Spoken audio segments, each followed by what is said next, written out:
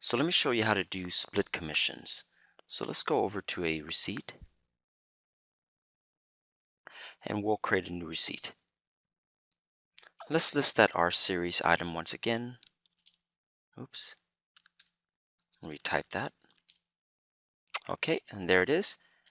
And what you need to do is you need to press F5. So for the item that is being split, press F5. This brings up the F5 edit window, and one of the pages on the F5 edit window is this commissions page. And from here, you can easily put in who you would like to split the commission with. So for example, let's say we want to split our commission between these three. The best way to think about the commission percentage is not as a percentage, but as a ratio. For example, if you want to do an even split, I recommend typing in 1, 1, and 1. So it's a 1-to-1 ratio. And if I close this and come right back in, press F5 once again, notice it does the math so that the percentages add up to 100. But this ultimately is a 1-to-1 ratio, right? 33.33%, 34%.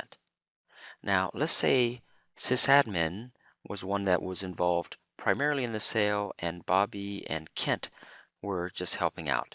So sysadmin should get half of the commission, and then the other half is split between Bobby and Kent. So I'm going to do a 2-to-1 ratio.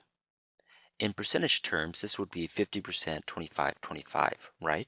So let me close this, and then I'm going to go right back in, press F5, and notice that Retail Pro does indeed calculate the proper commission. But I feel that putting in ratios initially is much easier than trying to do the math in your head and typing in the actual percentage, which you can do. I just think it's a little bit tougher. Okay, and if I close this, and if we scroll over, now F5 is just a great option.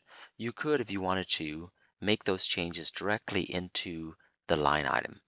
So you can add the appropriate fields and put it in, but I find this being tougher. The F5 window is just much easier to use. Okay, so that's it. That's a split commission.